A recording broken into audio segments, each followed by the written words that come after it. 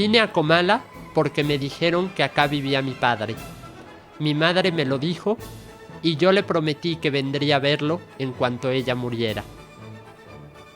Juan Rulfo fue uno de los más grandes escritores mexicanos del siglo XX. Escribió muy poco. No obstante, 2 de sus obras lo convirtieron en un literato universal: El llano en llamas y Pedro Páramo. El campo, la revolución y la guerra cristera están presentes en su obra de una u otra manera. Ahora adentrémonos en su vida.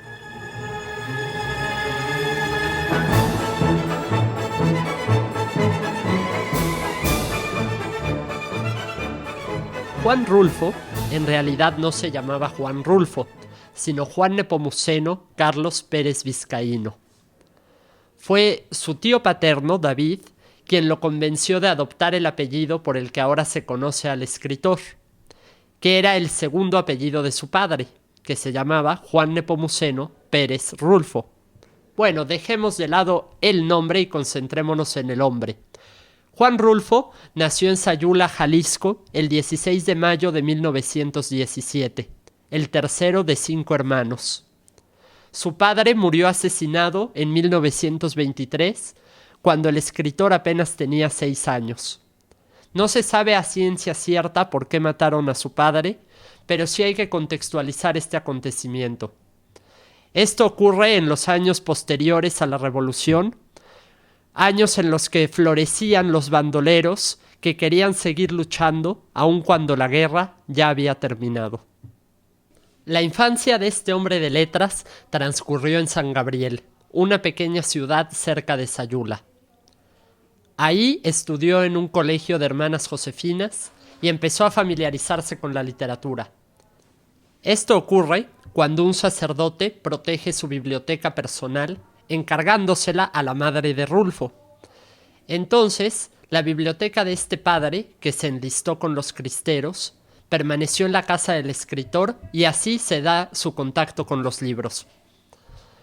Después, él y sus hermanos quedan huérfanos cuando muere su madre en 1927, y esto ocasiona que sea enviado a un internado en Guadalajara. Desde esta época ya se dice que el escritor era tímido e introvertido. Cuando llegamos a 1932, año en el que concluye su educación básica en Guadalajara, pasa algo muy curioso. La mayoría de sus biografías señalan que se mudó a la Ciudad de México, pero esto no fue así. Primero, ingresó al Seminario Conciliar de Señor San José en Guadalajara, donde estudió 4 años hasta 1936. Quizá esta formación religiosa pueda relacionarse con muchos de sus temas y motivos de sus libros. Finalmente, en 1936, llega a la Ciudad de México cobijado por su tío paterno, David, quien era un coronel del ejército y un hombre muy cercano a Manuel Ávila Camacho. En la Ciudad de México, empieza a trabajar en los archivos de la Secretaría de Gobernación y termina regresando a Guadalajara como agente de migración. En 1943, año de su regreso a la capital de Jalisco, conoce a Juan José Arreola, Adalberto Navarro Sánchez, Antonio Alatorre y Alfonso de Alba. Este grupo de intelectuales publicaba la revista Pan, y en esta revista Juan Rulfo publica sus primeros cuentos, Nos han dado la tierra y Macario.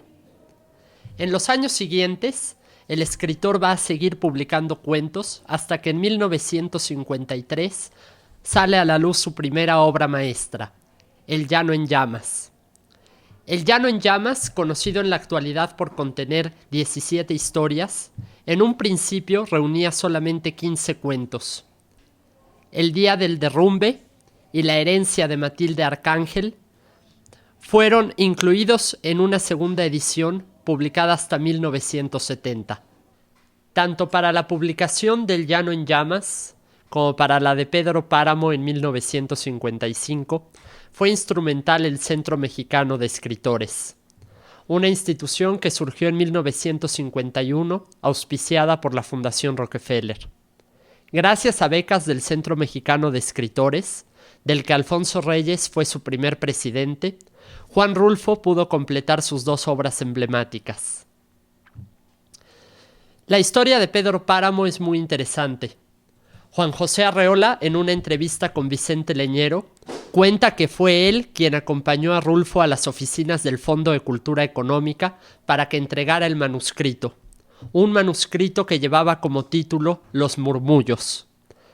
Y fue un cambio de última hora el que hizo que Juan Rulfo le diera a su novela el nombre icónico de Pedro Páramo. La novela, además, está considerada como la barrera entre la novela revolucionaria mexicana y las formas más experimentales del boom latinoamericano. Autores como Gabriel García Márquez y Carlos Fuentes reconocen la influencia de Rulfo en su formación literaria. El éxito de Pedro Páramo llevó a Juan Rulfo a trabajar en otros campos, especialmente el cine. Colaboró de cerca con Emilio el Indio Fernández y escribió el guión para su película Paloma Herida de 1963. Su relación con el Indio Fernández, así como una vida social ajetreada, lo llevaron a tener problemas con el alcohol. Se internó en el psiquiátrico La Floresta y en 1964 recibió tratamiento electroconvulsivo. Al mismo tiempo que superaba sus problemas con la bebida, empezó a trabajar como editor en el Instituto Nacional Indigenista. Él era el encargado de supervisar las publicaciones que el instituto emitía. Y así permaneció en el Instituto Nacional Indigenista hasta su muerte en enero de 1986. Para ese entonces, el escritor ya había fungido como miembro de la Academia Mexicana de la Lengua, había recibido el Premio Príncipe de Asturias en 1983 y, algo que no se ha mencionado, había expuesto su obra fotográfica en Bellas Artes como resultado de un homenaje nacional que le fue rendido en 1980. ¿Sabías que hacia 1958 Juan Rulfo completó una tercera obra literaria que se llama El Gallo de Oro y que no se publicó hasta 1980? Pues bien, ya hemos platicado de quien está considerado por muchos como uno de los escritores realistas, curiosamente, más fantásticos de la literatura en español. Si te gustó este diálogo, te invito a que veas otras cápsulas de Artífices aquí y a que te suscribas a nuestro canal de YouTube dando clic aquí. Yo soy Pedro Solá, hasta la próxima.